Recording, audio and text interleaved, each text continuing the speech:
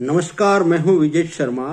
अगर आपकी आर्थिक पोजीशन अच्छी है और भगवान न करे जीवन में कभी ऐसा अवसर आ जाए कि आपका सगा भाई या आपके सगे चाचा ताऊ आपसे आकर ये कहें कि हमें पैसे की आवश्यकता है, हमें मजबूरी है हमारी, आप हमें पैसे दे दो और बदले में आप हमारी ज़मीन खरीद लो।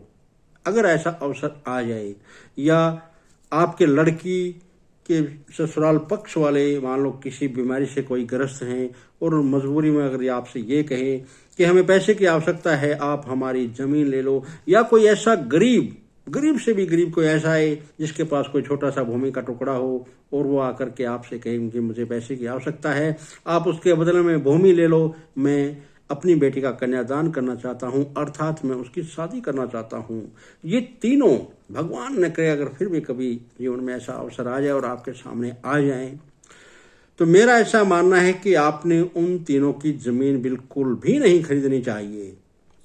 जितना हो सके आपने उनकी मदद करनी चाहिए और ऐसा कोई रास्ता या ऐसी कोई सलाह या दूसरों से भी कोई ऐसा सहयोग जरूर करवाना चाहिए जिससे उनकी आमदनी का जरिया बढ़े और उनकी ज़मीन उन्हें न बेचनी पड़े।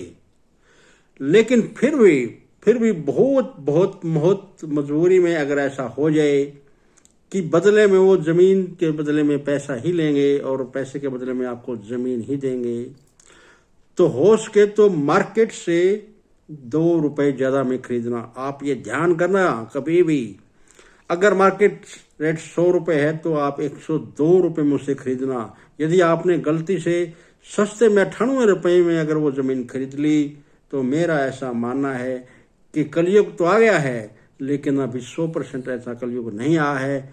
अगर आपने ऐसा किया, उनकी मजबूरी का फ़ायदा उठाया, क्योंकि बहुत से लोगों की सोच ये होती है कि उसको मजबूर है, उसने मजबूरी में ज़मीन बेचनी है, क्यों ना हम इसे सस्ते में ही खरीद लें। अगर आपने ऐसा किया तो भगवान की लाठी ऐसी लगेगी कि उससे 10 गुना आपका ज़रूर निकलेगा, और निकलना भी चाहिए। यदि आप ऐसा करते हैं तो उसका 10 गुना होकर के आपको या आपके औलाद से निकलेगा। तो आप मेरे कहने का तात्पर्य शायद समझ गए होंगे। किसी की भी मजबूरी का फ़ायदा मत उठाइए, जितना हो सके वैसे सहयोग कीजिए। इसी के साथ जय हिंद, जय भारत, धन्यवाद।